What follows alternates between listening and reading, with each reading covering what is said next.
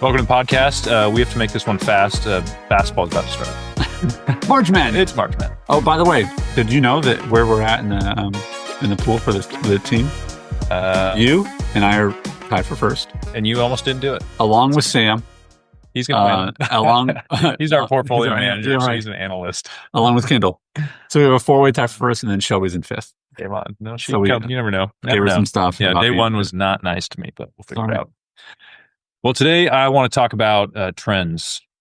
I was listening to a podcast the other day, and they were diving into like deep history stuff. And it triggered me with the idea when things are playing out, when most people are aware of it, that trend or the momentum of that shift has probably been happening for like 5 to 10 plus years. Yeah. And there's always these special people that know about it, whether they just are always studying or they're just more aware than most of us. And so I wanted to unpack today, like what trends are happening in our business that the busy advisor with their head down, that you're probably missing it. Yeah, I want to start with a really sad, discouraging story about me personally. Nice.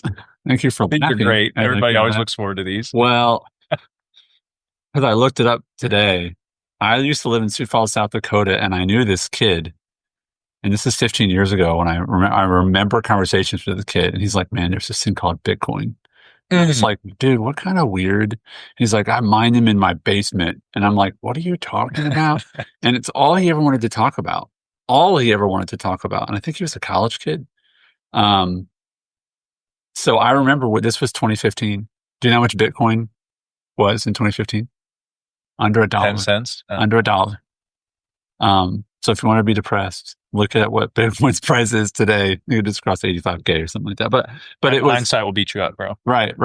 But what it reminded me of, I thought of that, and then another, because there's that trend I did not engage in nearly enough, and the other was, I remember first time, and I want to hear if you've ever missed a trend, because we're all guilty of this, and that's the point of the episode. Is I remember hearing about texting for the first time, like as a thing, and it was like in Asia people are texting, and I'm like, how dumb is that? Why don't you just call someone? Isn't that faster?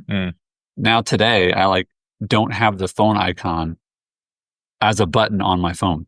I don't even know where. I'd have to tell Siri to call people because I don't. So the shift is there are people who see trends, who take part in trends, and some trends come and go. Mm-hmm. But today we want to talk about how can you be more aware of trends and not get caught up in them as entrapped by them and distracted by them, but still be aware. So just real quick, I did too. Have you ever missed a trend, Sten? Nope. No, I'm kidding. Okay. All right. Well, moving on. For sure. No, it's For fine. sure. What's interesting about when I look back at different trends, like social media, personally, I've never been excited about, but as a business owner, I think I missed it.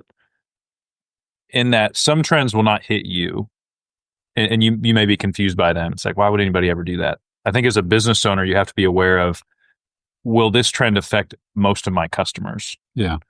And so the idea of the people that were like, I may not be into social media, I don't want to be on my phone all the time, but I bet most people would. Yeah. And in the future, you're going to interact with people in this way. Yeah. I think the foresight of that is great. I bet some of the best marketing minds that maximize social media have none on their phone. So as we unpack these trends today with you, don't immediately dismiss them. And if you're a business owner saying, "Hey, what I'm doing now is working just well enough, trends probably don't impact me," oh, they will. These will become the stories someday where you're like, "Dang it, like I missed it." Not that you need to be like swept up in it yourself, but as a business owner that's serving people, how are these trends affecting your business? Absolutely. And I think one of the core lessons we're going to hopefully instill in you today is leave enough bandwidth in your life, in your business, in your personal development to dip your toe into some trends, because when you completely ignore them, then you will miss them. But also I know people are like, "I'm going all in on blank." And I'm like, I wouldn't. I mean, that story doesn't usually end well when you go all in on blank. Right. And when you hear a story from somebody where it did, you're probably not hearing the 5 that didn't. Right. Because I meet people that just take swings. Like they're investors, business owners, and they're buying stuff and investing in companies. And there's a lot of times where we meet a year later and it did not go well. But you hear about the one that did. And so I do believe that as a business owner, there's times where you have to take big swings if you want to get big returns. But I've found the people that do that are pretty methodical. They research, they're curious. It's not like a blind shot in the dark kind of moment. Yeah. which you find investors doing that a lot. For everybody listening, you've had the client where it's like, hey, I have this thing. I think it's going to work. I want to go for it. And it's based off nothing but my buddy told me it was going to be great.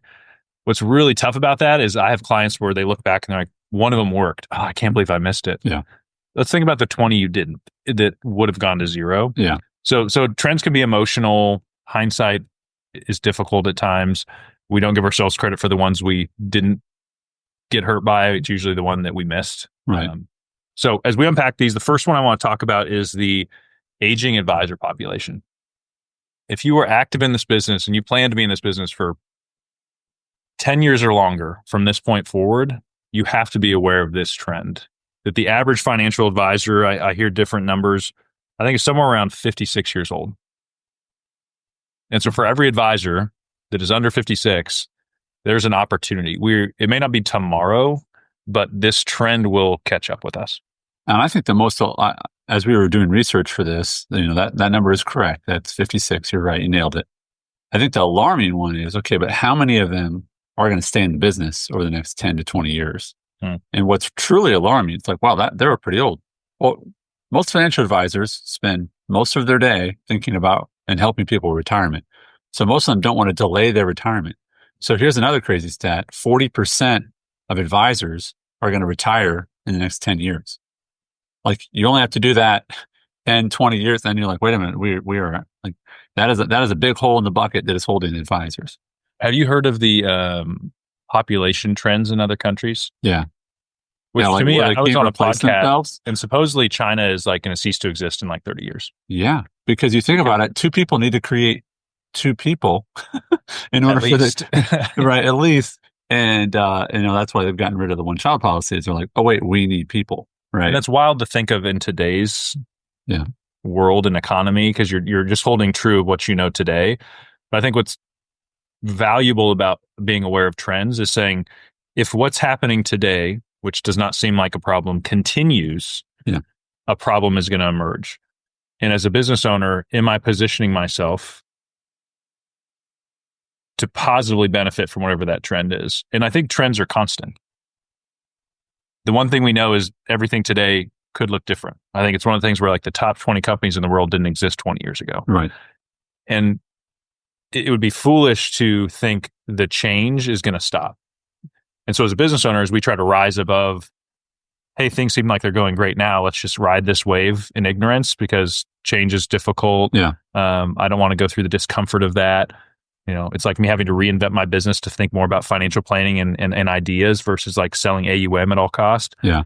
Because if you were in this business 30 years ago, 40 years ago, you sold stocks and you made your money by buying and selling stocks. I bet there are advisors that rode that down in flames because they just couldn't change, or it was all about A-share mutual funds. I was at a firm like that when I started my career. It was A-shares all the time, commission, or it was insurance is the answer to every problem. And those things have shifted. The industry is shifting underneath us. And what I see, unfortunately, is advisors still holding on to AUM. It's what I've come to know, and it's safe and it's easy. That we have to be willing to, it's not completely break what we're doing, but be willing to constantly question it. So I wonder, you who are listening, which camp you fall into. I mean, I think that if you listen to the show, you are progressive in thought towards like, I want to progress, I want to grow, right? I want to change. I'm open to change if you're listening to this podcast. But I also think that there's a population of advisors who they're not thinking about the direction or trends because they're just trying to keep their head above water, right? There's that reality. Then there's the other. So that's sort of like, I can't think about where I'm going because I'm just trying to stay above water. But then there's the others that are like, I like the lane I'm in. I'm doing well. I'm making twice as much as the average person, and I'm not working, 90 hours a week, and I didn't have to go to medical school, right? Like, it's all there. That's one. The comfort can be a weight that that keeps us from considering trends, because a trend is something new. You might have to change. And so that's another reason people are resistant. So what do you do specifically to stay open to trends, to growth, to you need to be open to change? I think because I think you do a good job of it. I think I do a better job now because change was more thrust upon me enough times in business, whether it was losing key team members, whether it was leaving broker dealers for an unexpected reason. that there was a part of me based on the way I grew up of like, man, comfort's the goal. Like if I can build something that works well enough that my goal should then be, my ship has holes, but I'm just going to patch them. And if one breaks, I'm going to patch it again versus saying, hey, what if while I'm patching this ship, I'm building a new one over here? Right. And to where it's like, I don't just blow this one up overnight and have no boat, but I'm like, I don't know if this boat's going to last forever. Like it's supporting what I need it to today, but at some point this is going to keep rusting. Yeah. I think that's to an extent. I think most people are just in a maintenance. How can I keep this boat strong enough? And they don't leave enough mental capacity, time, and or emotional energy towards a trend, because trends come and go, right? Mm-hmm. But so do really core solid things. I mean, I won't bring up topics because I want to be tangential, but like there are just products that people. I'll use one example: phone books. But when I was growing up, phone book advertising was a big deal. There's people who made a lot of money putting their ads in phone books, or selling ads for phone books. And it's now like, I haven't seen a phone book in 5 years, So you have to be open to what is the trend that's coming. And yes, there are problems with that age, but what are some good things that can come out of that trend you see happening? So if you're a young advisor, there's so much opportunity. Most clients do not stay with their advisor when they switch. If that advisor stays around and helps with the pass off, there's ways of increasing that. But losing your advisor, that's who people are loyal to, is a huge opportunity for that client to say, remember that advisor we were talking to a couple of years ago that has added value to us? That I would encourage you to say, add value at scale to a lot of people. That's creating content, sending out videos. You can't afford to take everyone out to dinner and nurture them for 10 years in the hope someday they move their money after their advisor retires. But there is a way to serve people at scale when you meet with them or come into contact to over time prove to them like, hey, I'm trustworthy and I'm going to be here. Yeah. So the trends we're going to talk about today are big ones. They're ones that are moving slower, and they're ones that I believe and I'm convicted in are not going to be come and go. Because once these things happen, for them to shift will take another 20 to 30 years. And so the first one, I think the aging advisor population is one. There's a succession opportunity in that. There's an opportunity to find these advisors to come into their practice to help them grow them for a better exit if you're young. There's practice acquisition opportunities. And so I think when you recognize a trend like this, you then need to step back and say, oh, what of this will most impact me? Right. Whether it's a negative thing or it's a positive thing, be aware of this trend. Awesome. All right, next one, and this is one Legacy is paying attention to. Me and my team are working on this now, is the transition of wealth to women. The stat, I think, is by 2030. The last one I saw, women will control a majority of the wealth in the United States. Yep. By 2030, they're expected to control much of the $30 trillion in assets that baby boomers possess. And they're calling this the power shift of the century. And it's two main reasons. One is women as beneficiaries outliving their spouses, and the other is divorce, right? That they're getting assets from that. And what are you all paying attention to? What are the results of the trend? What does this mean? I do think there's an element of spouses are not as heavily involved in the financial planning as maybe the earning spouses or whoever in the household has been in charge of the finances. So there's going to be this learning curve. Their instinct may be like, I don't want to change right away, which is fine. But there also would be this instinct of like, if there's another option I'm more comfortable with that I trust more, I'm very open to making a change. And so for us, we're trying to shift our language where before I might have used some marketing that was specific to a really technical strategy for, say, a business owner or high earner that has been involved in their tax prep for a while, that's the language I can use for them. My language is now shifting more towards what's your fear around money? How are you going to take care of your kids? And so I think it's just recognizing, are the pain points different and how can we shift our language? The marketing pieces we're creating are more approachable, some more video oriented so the relationship can be built over time as opposed to, hey, let's just close a deal and get it in and out of here.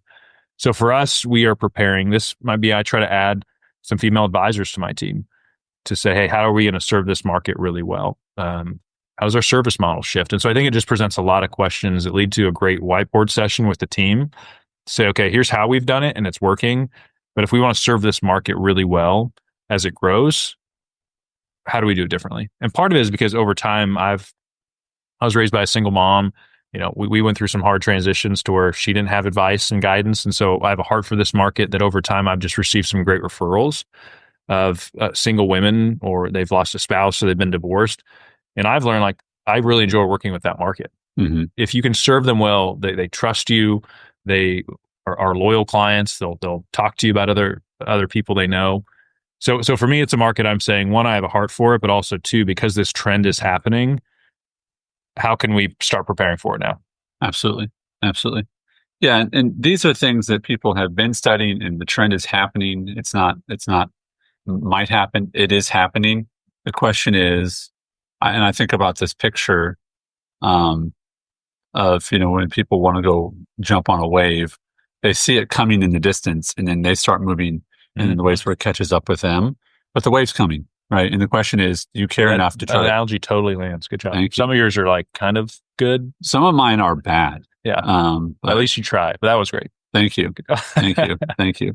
So start paddling is what we're saying. So yeah, but these are things that we know to be true, because if you are thinking about a more male dominated company and how how does, Old Spice sell to me, and how does, Dove sell to women? They're talking about different things, same product, but different things. And so it's as simple as, how are you going to change your language? Right. And if you know it's coming, why would you not want to be ahead of that? And I think that the shift is not insurmountable, right? That's right. It certainly can be done. But yes, transition of wealth to women is happening, and it's a massive trend. The third one is upon us. I think these other ones are in the middle of their cycle and still coming, starting to happen, but haven't not fully hit us. The industry shift to financial planning as the core offering is here. And we know that because we get calls from the biggest firms around the country saying, hey, how do we do it? How do we talk about it? What do we charge for it? And the data now supports that consumers see financial planning and consulting as a different product than buying insurance or managing investments. Number one concern that advisors have as they talk to us, and we talk to hundreds, if not thousands, on a yearly basis, the number one question they have is, how am I going to explain this to people in a way that they see it as something different? Okay, ready? Our 60% of consumers already see it as different. And so the advisors are like, but what if, it's like, listen, a majority of people already believe that planning is different. And the analogy we share is that if I wanted to go have someone design a house for me, I don't get a free house with it. Like they're an architect. They build a plan, right? And you are paying for a plan. Yep. And that it's as simple as that. You say, I'm going to build you a plan, and I can implement this plan as well, and here's the fee for that. But people already see this. Advisors sort of need to get over it and just recognize that consumers see financial planning as a separate fee product, and they want it. I think the obstacle is that most advisors think they're doing financial planning, but they're not. Sure. And you don't really know what true financial planning is until you're exposed to it. And this was my story. I worked at a big insurance agency, and I was like, oh, we're doing financial planning because we're talking about stuff, but we sold insurance. And then I went to a big investment house, and it's like, well, we manage investments. That's the only thing we get paid on. But yeah, if they ask me, I tell them they need a will, and I'll say like, hey, you should talk to your CPA about this. Yeah. That is what I thought financial planning was, because that's just what I saw around me. Yeah. Until you get exposed to like, oh, wow, if someone pays $2,000, $5,000, $10,000 for a financial plan where there's R&D, you're coordinating different things, like it's a totally different experience. Yeah. As an advisor, if we learn what that looks like, and then we learn how to speak about it and present it to a client, that's where the client's seeing it as something different. Where they don't see it as different is if you just charge them to do the same stuff you're doing now. Yeah. Which is like sprinkling a couple random ideas or responding when they have a question, but not proactively going to them with new ideas, and having a structure of meeting with them throughout the year. That is a financial planning and consulting experience, not I manage your money, I'll talk to you once a year. Right. So I think advisors are having to wake up to like, oh, this is a different offering that requires a little bit more work and a process, and some technology makes it a lot better. And so for the advisor listening, if you are 10 years or less before you think you're going to retire, you can probably just keep doing what you're doing. And we've had some advisors come to our live events that have been in the business for 40 years. Oh, and they're absolutely. still hungry to learn. And they're like, man, I wish I learned about this 30 years ago. Yeah. An advisor that's been in the business for 20 plus years, you are so valuable right now. Like you are maybe more valuable than you've ever been. And the cost of what you're giving away for free or being unintentional with is staggering. We had a guy come that was 30 years in the business, was a huge guy. I mean, just a massive stud at one of the biggest places. And then he started his own RIA. Yeah. And he's like, oh, this is a great idea. Like, thanked us for permission to do this. I think went home and did like multiple $30,000 consulting plans because he's like, oh, I have this client. And he just had to go to them and say, hey, by the way, I can help you with X, Y, and Z if you want it. And they were like, oh, great. Why didn't you say that sooner? But it was different than what he was doing. And they saw it right away. Yeah. And so part of us is, I want to say you have permission to get paid for your time and ideas. But the responsibility as a business owner is to say, okay, I need to understand it. I need to build a process so I deliver the value. And if you can do that, and we teach people to do this all the time, the client will happily give you a check. Yeah. It is fundamentally the difference. I mean, we're in Franklin, Tennessee right now. Great community. I think about this. The difference between people who think they're planning and then people who are actually planning, to me, is a lot like where I live and where you live. Okay, so I live in Spring Hill, and their idea of planning is when a builder says, I want to build here, they say, yes, that's their idea of planning. Franklin, on the other hand, planning is where are the parks, right? How are we going to have greenways? Where are we going to put schools? How are we going to keep this? Like their idea of planning is thoughtful and it balances. It's a lot of different things. Most advisors' idea of planning currently is, oh yeah, I'll talk to you about this little stuff, but really my answer is yes, as long as it's about selling you something. True planning factors in a lot of different things. Like you've been to a great city and you're like, this city has everything. It has entertainment, it has housing, has green space. It's truly well planned. Most people just only do what they get paid for. And so that's why they go, yeah, I'm just going to worry about houses because that's what I get paid for. The reality is that most advisors will do it once they break it down, which we do in a day and a half at our event, and say, this is worth it. And this is worth $5, $10, $15,000. Then they'll do it. But they just don't know how to price it. I think that's a massive obstacle. And most clients do stay with their advisor. The stats say that a lot of advisors have great retention, not because they're great advisors, but just because it's like clients don't change their home and auto insurance very often. Right. Or their bank because it's just a headache. Yeah. The impact of this trend will be clients will become more and more familiar with a different way of doing business. And your clients are susceptible if you don't start speaking to them in this way. Yeah. So the tool we built that we call Plan Score helps advisors build financial plans in a really unique way. But that tool also has Plan Score Lite. And we coach advisors, like, if you're not going to start charging tomorrow for your planning, you at least need to start speaking to your client in these terms so they understand it as a comprehensive process that breaks their financial plan down into 6 or 7 categories. So step one of this, if you're saying, hey, I'm resistant, I don't want to charge for this, that freaks me out. Learn the language that your clients will start running into so they're not surprised and intrigued by it. Step 2 of this, if you're going to be in this business for 5 to 10 or plus years, like this is the future advisor. The future advisor will get paid for their time and ideas, so they don't feel like they have to sell something right away. But then this advisor will also have superpowers, whether it's in money management or insurance, and you will be able to help them with implementation if they want to do it with you. I have amazing clients that love real estate. They invest in businesses, and they don't really want to buy something right now. Maybe they want some insurance, but they need help. They need ideas. They need coaching, encouragement, and they will pay you well for that. And right now, most advisors don't even have that offering. Absolutely. The stat, and again, we can link to these sources in the show notes for all this research that we've pulled up. But one of them is that 56% of consumers right now are already open to. Let me stop and restart. 56% of clients are already open to paying for financial advice, and that's up 5% from last year. So let's just assume that goes up another 5. Like, you have a better than 50% chance of someone saying yes right now to paying for financial advice. I actually spoke with an advisor this week who had said, hey, I've been consuming your content. I'm 0 for 15 with pitching planning. And I said, well, good news and bad news is that I know what the problem is. And it's you, because consumers want to pay for this. It's about how you present it. So people want it. Yeah, I think some of that is, it doesn't mean somebody has to buy it right away. I have clients that I present a financial plan to. They're like, wow, this is really refreshing. And then I call them in 3 months and they're ready to do it. you are presenting something that they probably haven't heard before. Everybody they've met before has tried to sell them something. And when you tell them that, like, hey, a lot of advisors you may meet with are going to want to sell you insurance or investments. Those products are probably needed at a certain time. But what I find is a lot of times you need guidance and ideas first. And you need a plan that actually makes those products make more sense. And you see this like relief, this like, oh, wow, this makes way more sense than anything I've heard of before. And so what can you practically do as a next step? I think step one is learn to understand that your value is there apart from the product. That's kind of the head trash we have to overcome. And then it's how do you start speaking about a financial planning process in a way that the client understands it's an engagement? Yeah. I want to encourage people to, I'm going to interrupt because I want people to go back 30 seconds and re-listen to what you just said about how Sten explained financial planning. Because if you just say that, so much what we do at Elite Advisor Network and our coaching program is like, just say this, like say the exact phrase.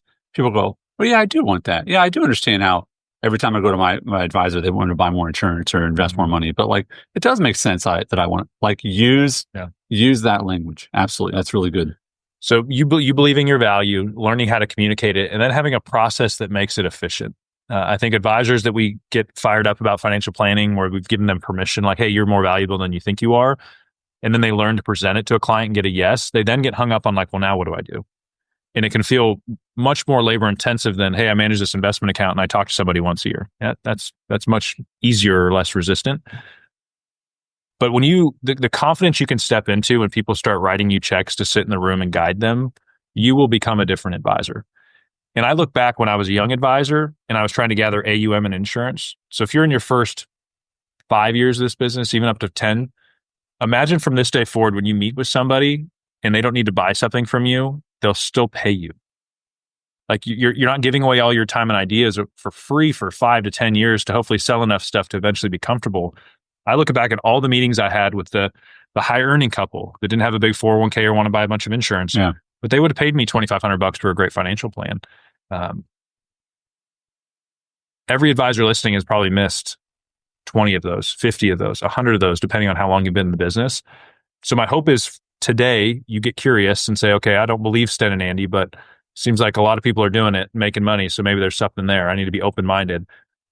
But then learning that you have an offering for when somebody comes in your office, you don't have to say, you don't have enough money for me to work with you, or how do I convince them to buy more insurance that they maybe need, but maybe don't. You say, hey, insurance is important. We'll get to that. Hey, your assets are doing all right. I want to dive deeper into that, but I'm not going to hard sell you.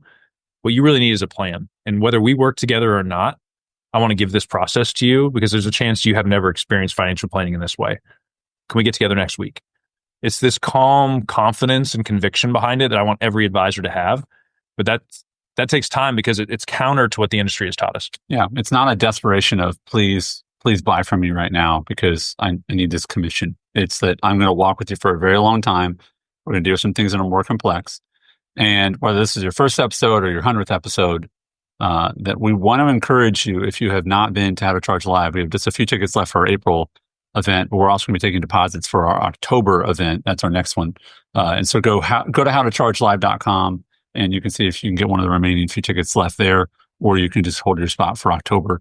But that's where we teach this in a day and a half. And of course, we want to continue to add value, and we will through the podcast. But if you really want to take this and make it a part of your business, then we want to spend some time with you, and we literally guarantee that it will work. So, Sten, leave folks with a real practical piece of advice regarding trends that they're like, you know what, Sten, I am a creature of comfort. I kind of dismiss trends quickly. What's something they could do on a practical level to help them be open more to trends and pay attention? Yeah, I think step one for me is trends are happening. So there's nothing to argue there. I think it's your process and your level of awareness of what is happening and how it's going to impact you. So for me, practically, it's schedule 30 minutes to an hour on a whiteboard in the next week or two.